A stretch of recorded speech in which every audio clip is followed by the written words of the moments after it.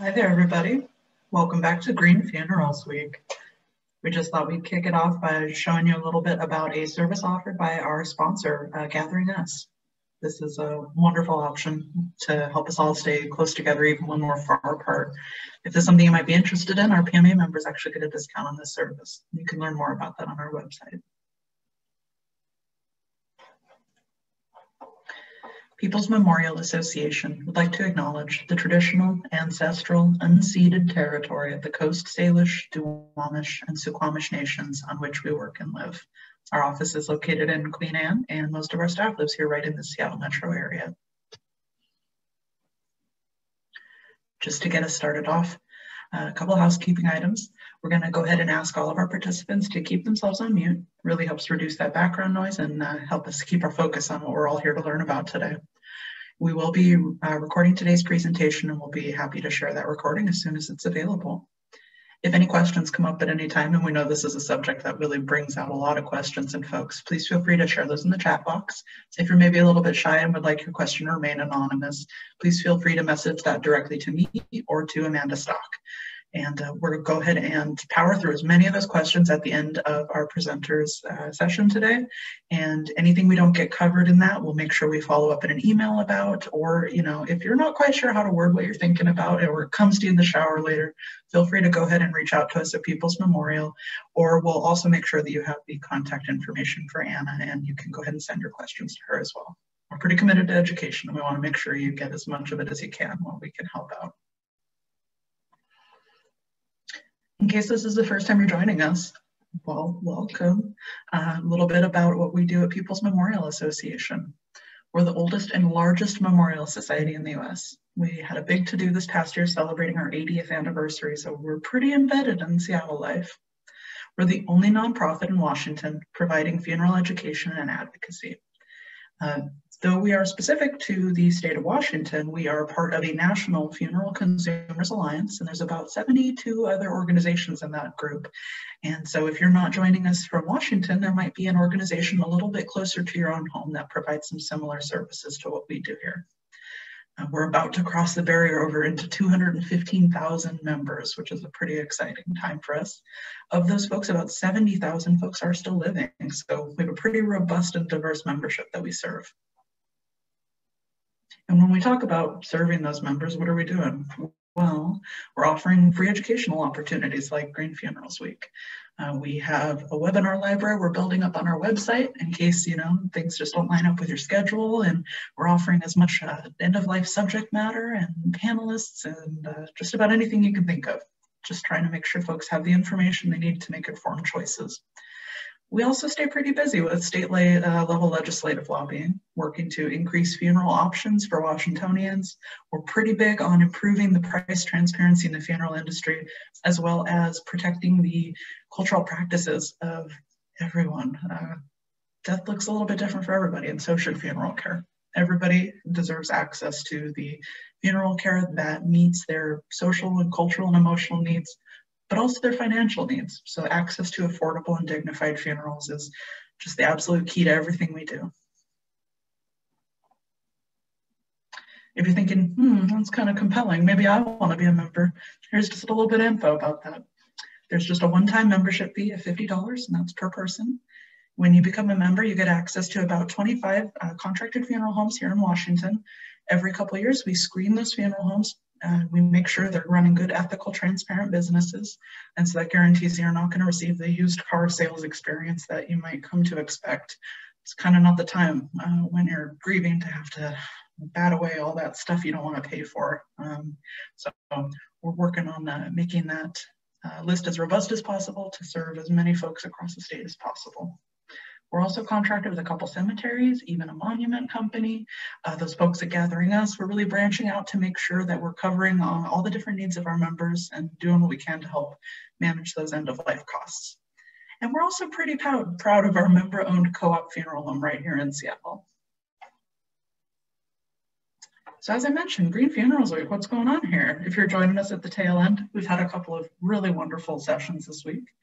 And all of those have been recorded and are available up on our website, and we're plugging them on our social media, so no worries if you think you missed out on something. We're really glad to have so many folks joining us here today. As you probably know, this is a rescheduled session. We had an unfortunate incident yesterday with some uninvited guests joining us, and we really appreciate your patience. We found a little hole in our security with our Zoom setup, but we've plugged it, and we're really sorry for that experience. It was really jarring for all of us, but it's a learning curve. So thank you so much for making the time to join us again today. We're going to give it another go, and we're feeling good about it. And we still have a couple sessions even left in Green Funerals Week. Tomorrow, even though it's a Saturday, we thought maybe you guys might like to join us again for a little facilitated discussion with Ann Forrest Burns. And then also, Amanda and I moved our session to next week, so you still don't miss out on the fact or fiction about green burial products that you might have heard about.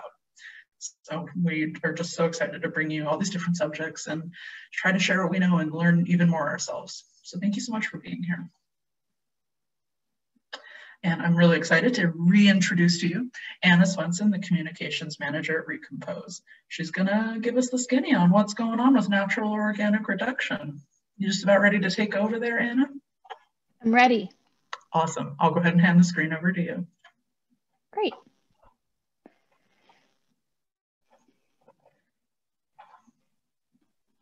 Thank you everyone for being here.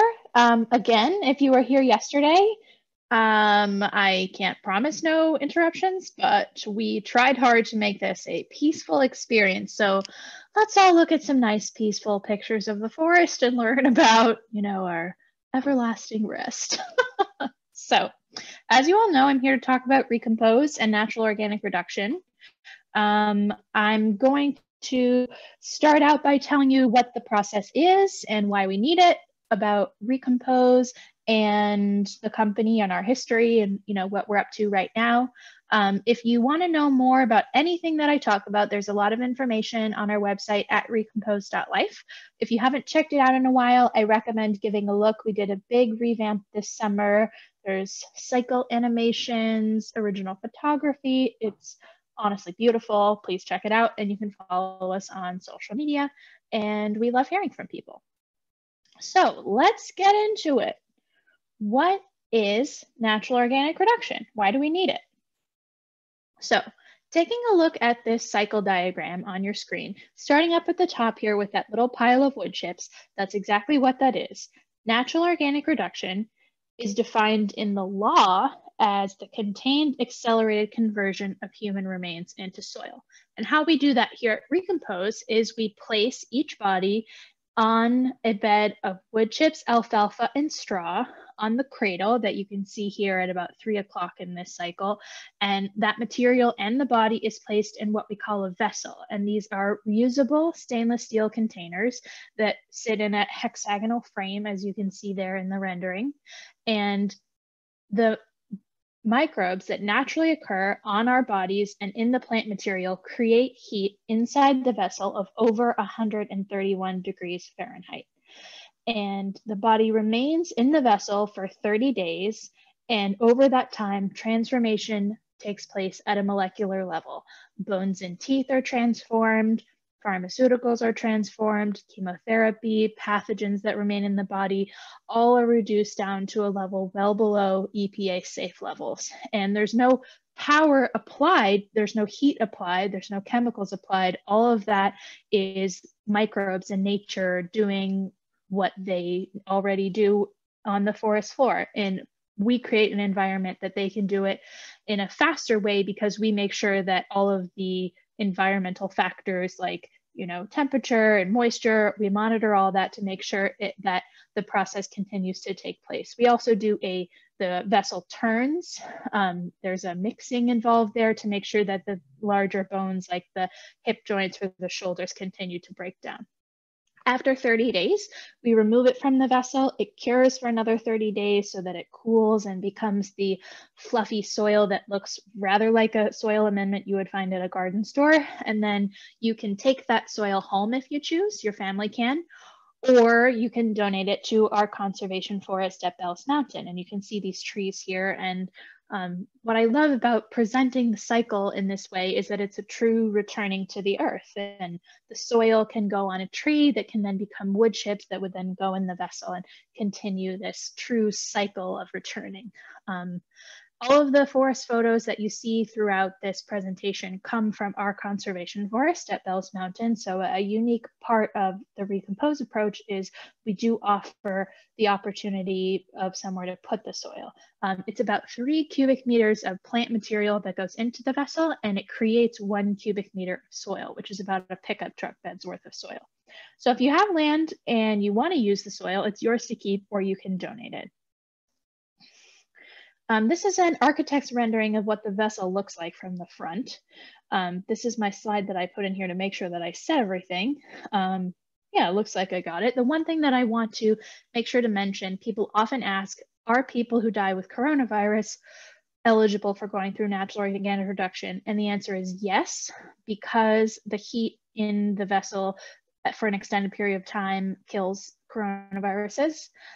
There are only 2 rare diseases that disqualify a person from undergoing this process, and that's prion diseases, which involve misfolded proteins in the brain, as well as Ebola. And people who die with those diseases have to go through flame-based cremation to make sure that the pathogens are eliminated.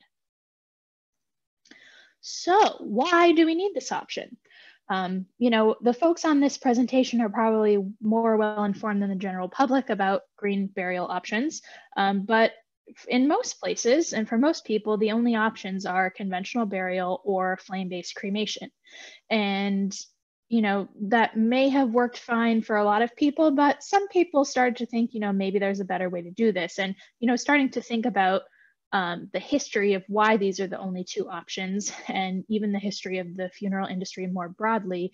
For a while, it was standard for people to be embalmed. And the reason that that became standard is after the Civil War, people wanted a way to see their person who had died far away from their home. So embalmers saw the opportunity to preserve their person's appearance for a longer period of time without refrigeration. You know, of course, that doesn't happen as often now, and we have access to refrigeration, and yet that practice continues. So part of what Recompose's mission is making this another choice for people who maybe don't feel like the options that are out there are as supportive for them. And one reason that it might not be supportive is because of the environmental impact. Recompose's process uses 1/8 the energy of burial or cremation. And actually, interestingly, the environmental impact of burial and cremation in our research was about the same. And the reason for that is the impact in a burial, conventional burial, comes from the hardwood used in the casket, if there are chemicals used in the embalming, if there are, you know, their conventional cemeteries use a concrete vault. So there's environmental impacts of creating that, stainless steel that might be in there, as well as the upkeep of the land. So that's the environmental impact of a conventional burial. And in cremation, the environmental impact comes from the fossil gas that is used to create the heat of over 1,000 degrees in a crematory retort.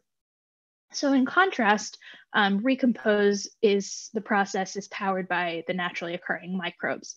And so our process saves 1 metric ton of carbon dioxide for every person who chooses us over those other conventional options.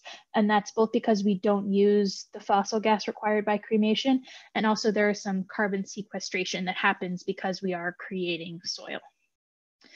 So if you're someone who cares about the environment, that could all be, you know, resonant for you, or there might be a co-occurring or perhaps separate personal resonance. You know, there's an idea of returning to nature. We hear from people who have been gardeners their whole life, who have been hikers, who, you know, have a particular spot, maybe a family land that they love and they want to return to, and you can truly be useful one last time.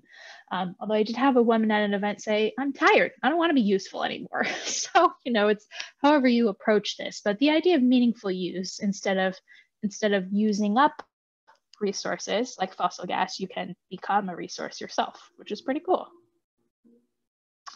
So how much is a metric ton of CO2? These are some EPA figures of equivalencies, and you can see here that it would be over 40 backyard propane cylinders. So you would fill up your whole backyard with propane cylinders for one cremation, or over 1,000 pounds of coal burn. So as more people start to choose this option, it starts to be really impactful. And we have about 330 people so far who have chosen to sign up for our pre-planning option, Recompose, which I'll talk about a little more. And so you can only imagine the way that this would exponentially increase as more people start to choose this option. And I put this slide in here with some answers that people gave us on Instagram of why this option resonates with them, to give a sense of the breadth of why people come to this. Some people say it's kindness to the earth. Some people like to think of the science, soil assistance to prevent decay, second chance at life. I love that idea. So one of the really fun parts of my job is hearing what people bring to this process.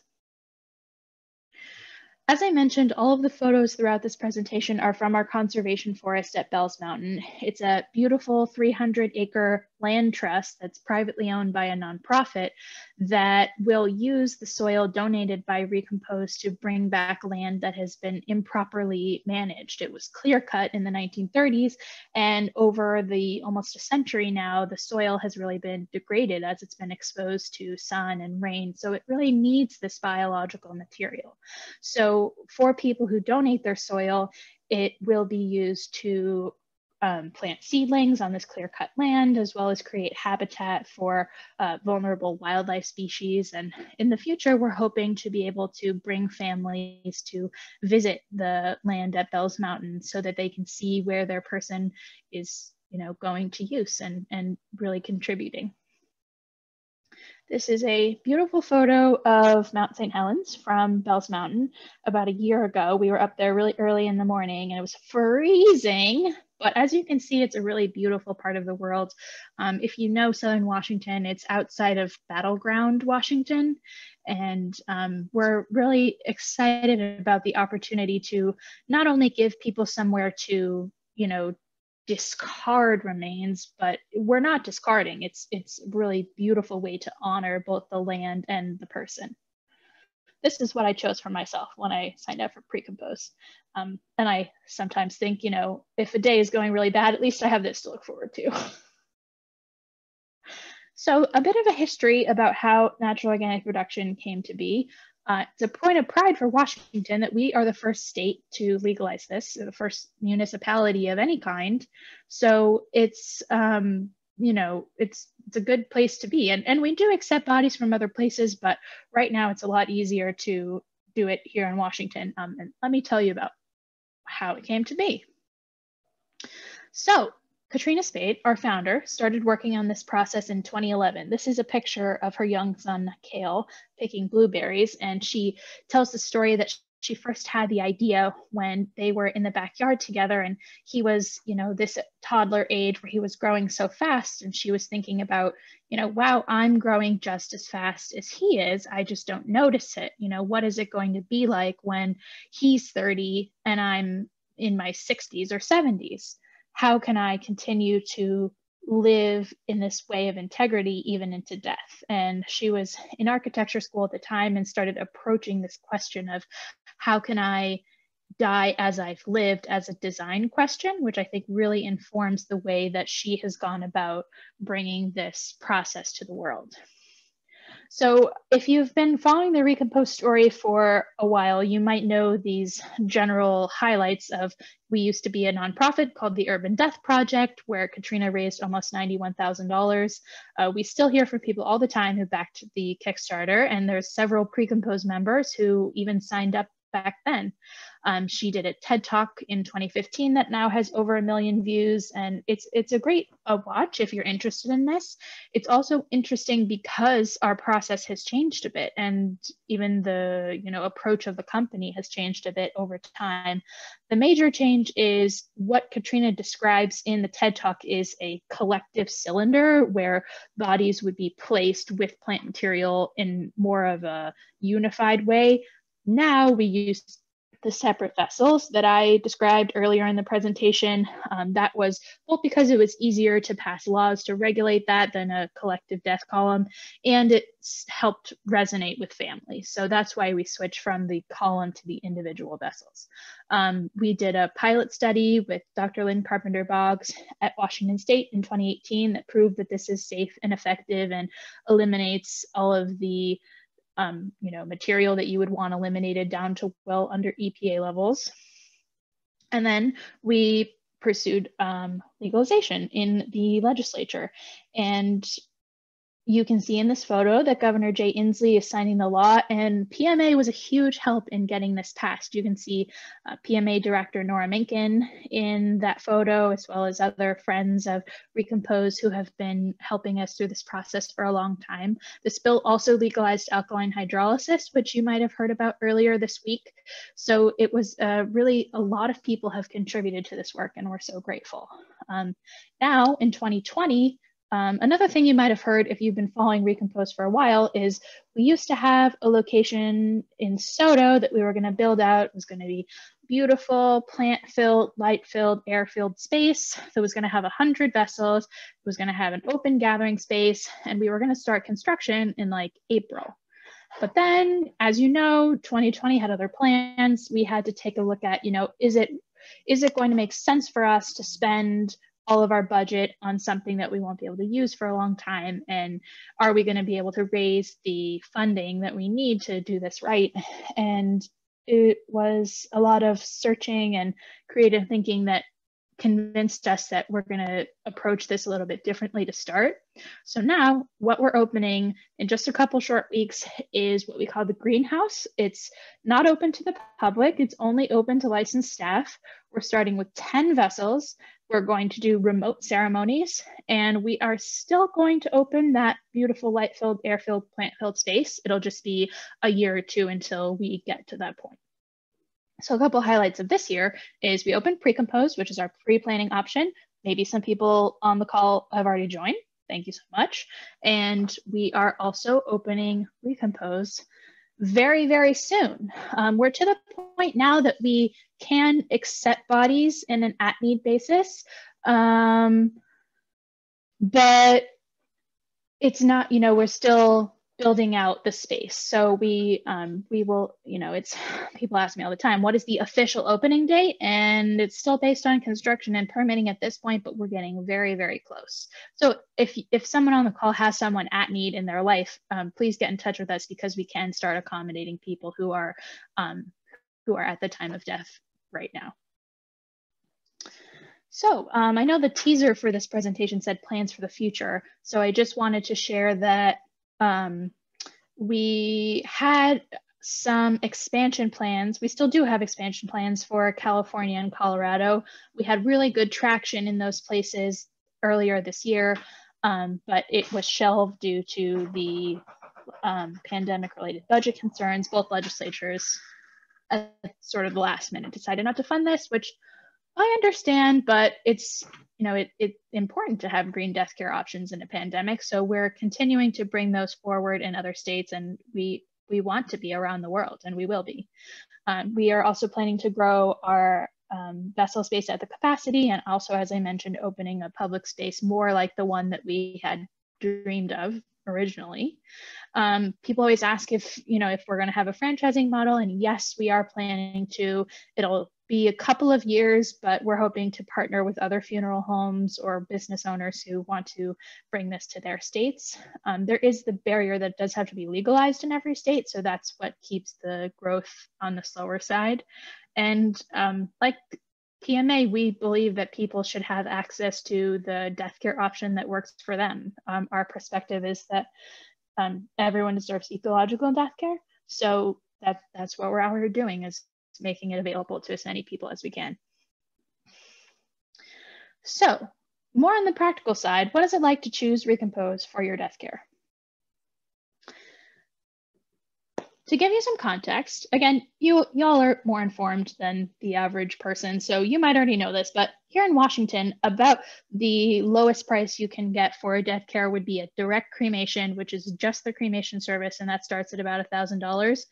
If you add in a funeral, other options, that the average cost of a cremation is about $7,000, where if you choose burial in a conventional cemetery, that's going to start at probably $12,000. Green burial, which is, being buried in a simple shroud in a designated green burial cemetery, starts at around $7,000, depending on where you choose your green burial plot to be. So with all that in mind, the Recompose service costs $5,500. And what is included in that is the transformation into soil, as I've described, the opportunity to donate your soil to the forest, or you can take it home if you want.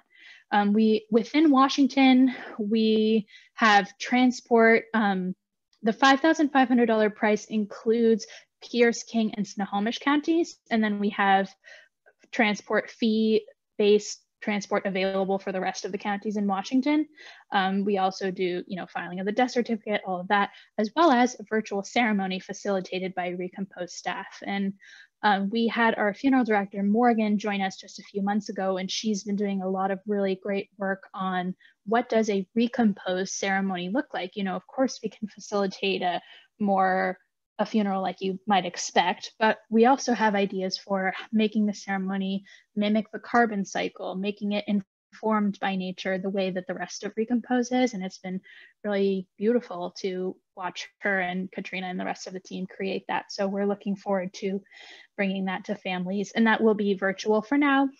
In the future, when we have our public gathering space, we will hope that it will be in person as well. Oh, and since if y'all are PMA members, there is a 5% discount for PMA members. And maybe I will give you the code if you're nice to me. So if you want to plan ahead with Recompose, if you're not, near need, then you can join up for Recompose, which is our pre-planning option. And it starts at as low as $25 a month. We also have $100 and $500, or you can pay it off, I think are the levels. Yeah. And you can get a discount at any of those levels, and there's the code 1939-2011, but we will check if you are a PMA member, so just FYI on that. And you can sign up totally through our website, or you can give us a call and I will help you sign up. We also provide all of the documentation that you will need to legally designate Recompose as your choice, and we try to make it as easy to understand as possible. And I'm the person who answers the phone and all the emails, so I'm happy to answer your questions anytime.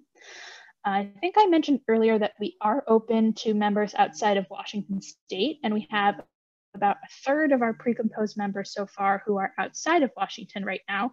So if they die before we have other locations, then they will need to arrange for transport either with another funeral home, or their friends and family can transport their body, and we can help facilitate that. And also, if you sign up for Recompose from another state, or if you move, then you can transfer your Recompose membership to a future location. And if you forget this code, you can call me or PMA anytime, and we'll give it to you when we can verify that you're a PMA member. So yeah, working with Recompose at the end of life. So once people often ask me, like, so what happens when I die? We are a licensed funeral home, so it works just like any other funeral home. You can call us, or your hospice social worker or whoever it is can give us a call, and then we will arrange for transport as convenient for you. And we have a page about this if you want to read about death care. Our funeral director, Morgan, and the rest of the team will help you plan the ceremony that you want and that resonates with you and your family. And also we have people who say, I don't want a ceremony, and we help, it's our mission to participatory death care is part of our mission, but that can mean something different for different people. We are accepting bodies now. As I said, the timing for quote unquote opening is dependent on a couple of things, but we are definitely have all of our licenses and everything in place that we need to start working with at-need families. So if you know anyone, feel free to get in touch. So people often ask me, how can I support Recompose and promote this cause of ecological death care? Talking to people is a great way to do it. people often ask me like, oh, are people really weirded out by what your job is? And honestly, the majority of people are really interested in this. A small group of people are offended that I reminded them that they will die. So it is a little bit of a read the room situation, but definitely with people that you're close with, a lot of folks have never thought about this, or they sort of casually think that like, oh, cremation, that's, I'm not taking up space, so that must be the ecological option. But as you all know, it's not. You can sign up for our newsletter. That's a great way to hear what we're up to. Follow us on social media. None of that costs you anything. And if you want to, put in a little bit of scratch to support Recompose and also get awesome death care for yourself, you can join up at $25 a month. You'll be paying for 18 years to pay off $5,500 at $25 a month. But, that's the level I've signed up for. I'm almost 30. I don't plan on dying in the next 18 years. And I sort of have the peace of mind, and it's like checked off my list that that's all figured out for my future self. Sometimes we call it giving your future self a hug. So to recap, what do you need to know? Natural organic reduction is an ecological death care option that saves 1 metric ton of carbon dioxide per body. And all of the info that I've said here, as well as lots more info, is at recompose.life. You can give us a call, you can join Recompose, and we are accepting bodies now. We are ready to work with at-need families, and we will have a more quote-unquote official greenhouse opening very soon, definitely by the end of the year. Okay, now I'm going to stop sharing and see if we have some questions. We've got some good ones. You ready? Yeah, we have a lot. Do you want me to read them, Beverly? If you want, I can go ahead and kind of scan through them and scoop them together for you. Sure, yeah, you can pose questions. I'm ready. Okay. Well, first things first, people are obviously very excited about this option, and they would love to see it for themselves. Will you guys be planning to offer facility tours once we're in the after times of COVID? Yes, so I guess the short answer is yes. At the greenhouse, because of code reasons, we can't have people tour that location. We're planning a video tour, and then at future locations, yes, that will be open to the public, and that will be where we hold ceremony gathering spaces. So it's more like a zoning issue at this point, but we'll make sure that you understand it and then you feel comfortable. Okay, wonderful. All right, well, so people are definitely interested in the science here. Could you speak to how the process deals with chemotherapy or radiotherapy treatments that might be lingering in the decedent? So because the heat in the vessel reaches over 131 degrees Fahrenheit, and the law says that it has to stay at that temperature for over 72 hours. And actually in the Recompose process, it stays that hot for several weeks. So those materials are broken down by that heat. And as I said, the transformation takes place on a molecular level. So the molecules are transformed and no longer exist at the end of the process. Speaking of that heat that's generated, you mentioned that NOR uses about 1/8 of the energy of burial or cremation. What kind of energy is used since that bacteria generate their heat? Could you say a little bit more about what happens? Well, so I guess the energy, like what powers the microbes, is the plant material and the body itself. The carbon that is used, there is transport involved, transporting these materials. We used, the wood comes from like reclaimed landscaping wood chips, and we do grow the alfalfa and the straw. So there is like some quote unquote use, but we don't use fossil gas other than, I guess, driving the soil around. Okay. So yeah, that's why it's so much less. So and I guess there's electricity in the warehouse and to turn the vessel, but it's, one revolution of the vessel once a month. So it's so much less than the other options. Makes sense. Okay. So thinking about the decedent there, maybe moving away from the organic side of things, could you talk about what happens to any medical hardware that might be present in the decedent, maybe fillings or metal plates or hip replacements? Yes, so at the end of the, like after the person comes out of the vessel when they're soil, then we screen for inorganics and we remove those and recycle them when possible. Well, we have had people ask about, keeping them, and we facilitate that when we can. Sometimes the mixing and the turning of the vessel can damage those. So, small things like fillings, you probably wouldn't be able to notice in the final soil, but we can definitely give you plates, that kind of thing. They might be a little bit dinged up, but we can give them to you if you want them. Oh, that's wonderful. Okay. Oh yeah, so people are really interested in that heat energy that's coming out of, oh, I'm sorry, a really good question coming up here. Is there any plan maybe to attempt to use that energy in a more mindful way, maybe to recapture some of the thermal energy generated for something? I mean, that sounds like a great idea. Just jot it down real quick. They're Yeah, giving away for free. we'll look into that. Yeah, one energy savings at a time, I guess, at this point. Fair enough. Oh, someone has a clarifying question back to the decay of chemotherapy and radiotherapies. So they said, thank you for the response on the chemotherapy side of things, but they're curious about the radioactive treatments since that's more about radioactive decay and more relating to like the sequestration side of things.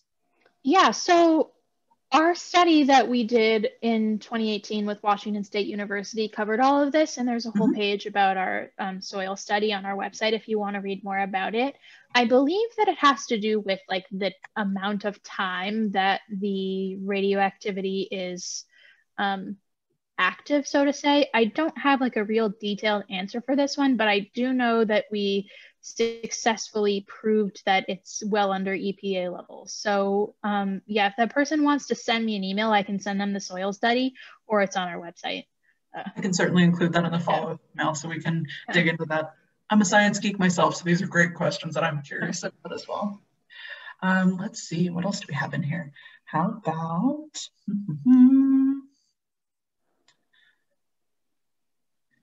people are really passionate about trying to find a way to contribute to the work you guys are doing. Could you speak to any options available for volunteer work, or maybe students interested in interning? Is funeral the only option? Yeah, so I think we would have funeral directing interns in the future, maybe in a year or so as we expand. We don't really have volunteer opportunities right now. Sometimes people seem to get the idea that Recompose is like a big fancy operation, and it's honestly 4 people, and up until like 6 months ago, it was 2 people. So we are working on it is the general answer. So those people should probably sign up for the newsletter to be the first to know. Absolutely. Great plug, Beverly. No, you guys, people love to talk to you guys. I'm always swooping over to you to get to that newsletter. Oh, we have another follow-up question about medical devices. So someone's curious, have you guys considered removing, before beginning the process, removing any fillings or medical devices before composting? They're kind of curious about the way that the mercury interplays with the soil. Yes, this is an interesting question. There are a lot of laws around how you can treat a body. The only device that is removed prior to disposition, this is true for cremation as well, is pacemakers, and that's due to the electricity. And this also has to do with respect for the body. We don't want to be removing things that would require being invasive with a moment that needs to be respectful. So that's one reason. Our soil study did cover mercury as well. And actually, our approach is a lot less invasive than, in a flame-based cremation. You heat up a filling with mercury in it up to over 1,000 degrees, and that actually does release mercury into the atmosphere and can be a pollutant concern. Whereas our process, the microbes do not release mercury. So I agree with you that it's a concern. However, it's still less than the other options. Mhm. So yeah, I agree with you. We need to work on, like, it's safe and it's well under EPA levels, but since you all seem like a community that's very interested in science, when we were working with the California state legislature, they asked a question that was like, well, can you guarantee that every single piece of soil is, 1000% safe? And our soil scientist, Dr. Lynn Carpenter-Boggs, said, there's no amount of soil out there, even on the ground, that's 1000% safe. So these materials do exist in the environment to some degree. That's a good point. Okay, that's really interesting. So, I mean, as long as it's taken to get you guys up and running and the amount of work that's gone into it, you guys are still a baby organization with work you're still doing. Yeah. And these are like bigger questions, like removing mercury from the environment is an important question, but it's not exactly Recompose's purview. Fair enough. There's always more research to do. Yeah. Well, speaking of kind of gaining a bigger profile in the community and creating awareness of the work you guys are doing, someone's curious about what you're doing to incorporate lower income communities into your options. The payment plan is a great way to open this up to more folks who might not have access, but what are you guys doing to make sure that more folks from different communities have access to this option, know about it, or can finance it? Yeah, it's a great question, and it's something that we're aware of. We do have what we call a community fund, where we have a certain number of placements that are reserved for indigent communities throughout the year. It's based on how many vessels we have and capacity, and we award those on an at-need basis. So it's definitely something that's on our mind and something that's been part of Recompose's mission for a long time. Yeah, I'd definitely say sign up for our newsletter if you want to hear more about that. That's wonderful. I didn't even know you guys had that. Speaking of that price, we did have someone who was kind of curious. Let's see, where did it go? Are you guys expecting the price to change at all? If you pay now, could you potentially lock that price in? Yes. So if you pay now, as long as you pay it off by the time you die, the price cannot go up for you. People sometimes ask me like, oh, well, what if I die after paying 17 years instead of 18 years? And as long as you've been paying consistently for the entire time, then your estate can still pay off your original price. But if you pay for 1 year and then stop for 5 years and then try to pick up again, you'll have to pay off our new price. We're hoping not to raise the price, and we're actually hoping that the price might go down as we have economy of scale. I understand completely that it's not attainable for everyone. Yeah, no, that's true. And speaking of that, one of the attendees is a little bit curious about, that's a great start, is offering some financial support for folks that this might be out of the realm of possibility for their families without that assistance. Could you speak to the work that's being done to create more inclusivity and accessibility for specifically Black and Indigenous and people of color? Any kind of community engagement or involvement? I am not the right expert to speak on this. We have a lot of folks who, like, if you go take a look at our board of advisors, we work with folks who represent a lot of other communities.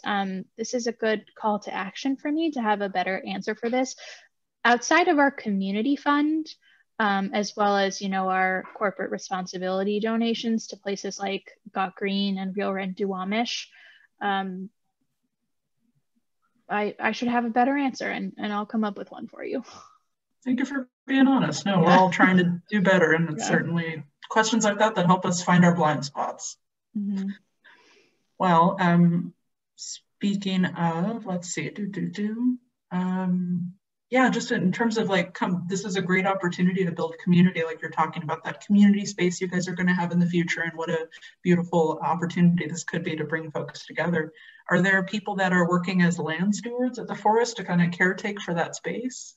Yes. So Bell's Mountain is, as I mentioned, a privately owned nonprofit, and their entire job is to manage this 700-acre parcel of land. Mm-hmm. The history of the land is that it was going to be a subdivision that sort of fell through, and a private investor bought it and turned it into this nonprofit. So it has a team the nonprofit. That's two people who live at the forest as well as some other support staff. And they also have a forestry team that has a whole plan for, where we're going to use this biological material, where the pioneer species are going to go, what invasive species they're going to pull out. So yes, there are land stewards, and we have some information about that on our website right now. And as we expand and start to have people come to visit the land, I will absolutely share more about the specifics of, the different biomes, and it's well taken care of for sure. That's wonderful. If someone decides they do want to go through this process and they want their soil used to help with the Bells Mountain work, is there an option for them to have a memorial marker placed where that soil is placed? Yeah, so people sometimes ask about this, and if you watch Katrina's TED Talk, there is really something that we're trying to promote with the idea of the collective. So at the point where you donate your soil to Bells Mountain, we no longer track the location of your soil. So you won't know a specific tree that your soil is used on. And the idea of that is a returning to the earth and sort of a, letting go of the individualism of a capitalist mindset that we might have had in life. That said, there are lots of ways to memorialize a person, and there might be ways that we can mark their contribution to Bells Mountain in a less specific way, and we look forward to co-creating that with families. Maybe it's their family can come and do a volunteer day at the forest and have that memory, or there's other ways that we're creating ceremony that aren't one specific tree, so to say. Oh, that's a great way to think about it. When we're kind of thinking about engaging with this process for ourselves, when we die, what's that time frame for the body to be picked up and for that process to start? Yeah, so the pickup of the body depends on the family. If they call us and they're ready for their person to be picked up right away, we can help them with that. If they want to spend some time with their person, which we encourage, then we can schedule a pickup, in a couple of hours or whenever they're ready. And we're also working to facilitate home funerals where the family can place ice packs on their person to promote refrigeration, and then they can keep their person at home for a bit longer and, do a more extended goodbye if they choose. So it really depends on what works for the family. In terms of when the process, like when they would be placed in the vessel, that would depend on our vessel capacity. If all 10 vessels were full, then they might need to remain in refrigeration for a little bit longer. And we're working out, what is the demand going to be? How fast can we expand? And we'll fully communicate with the family and the person about, each individual case. What happens if you move out of the area, like out of state, and you've already started this process of pre-compose? Yeah, so you have a couple of options. Anyone at any time before the time of death can get 90% of their investment from pre-compose as a refund anytime. That's required by Washington state law. So you can get a refund if you want, or you can work with the funeral home in your new state to arrange for transport to Seattle at the time of your death. Or if we eventually open a location in your new state, then you can transfer your pre-compose membership to the location closer to you. That makes sense. Let's see.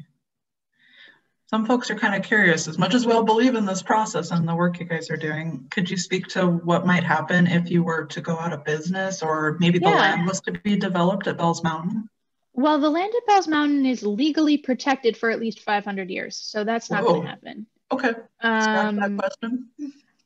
And I appreciate people's concern, but first of all, if you enroll in pre-compose and we shut down, you get 100% refund. Simple as that. Yeah. But there's not really a huge risk that we're not going to continue going for at least the next conservatively 5 years. And the reason I say that is that we recently raised $6.75 million from investors, what we call heart-aligned investors, who are looking for green ways to invest in the future. So, we're doing well. We're not going to shut down anytime soon. And also, I also say that because we're not, like, as much as we love having people enroll in Recompose, that's not what's keeping the business going right now. So you don't have to worry about us. No, that's a good point. Yeah. Is there, looking forward to your relationship with the community, is there a plan for your funeral home to partner with other cemeteries and other funeral homes to provide this service? I think in other states, if someone wanted to, like, for example, install one Recompose vessel and offer this to their community, that's definitely something that we would do. We have some partnerships with funeral homes in other states to provide, like, for example, we have someone in Vancouver, Canada, who is going to provide transport, and then Recompose will perform our services. Right now, our model is the same price for everyone, except for PMA members. So you guys should feel lucky that you get a discount. We're not really in a model where, you know, in the funeral industry as it exists right now, there is sort of like this resale approach, and that's not something that we've done. We've taken, you know, we've decided to create our own trust and become our own funeral home. This person might have experience with the fact that some pre-arrangement plans are insurance policies, and we deliberately chose not to go that way because the way that insurance companies manage the trust just didn't feel in alignment with our values. So that's why we've gone with the pre-composed trust. We can technically keep 10% for our operating costs, but we don't even honestly touch that because we want to make sure that, you know, in the unlikely event that we shut down, we can easily give everyone their money back, no questions asked. Wonderful. Yeah, and if anyone is not confident that Recompose is on the up and up, you can check out our COO, Kira. She's a licensed attorney, and she is the most compliant person I have ever met. So you would hope so, in that role. Yeah. Let me know if anyone has questions about the specifics of the trust, and it's all available on our website. Transparency is one of our values, so we're happy to share that info. Wonderful. Well, we have a couple more questions if you're ready to soldier through them. Yeah.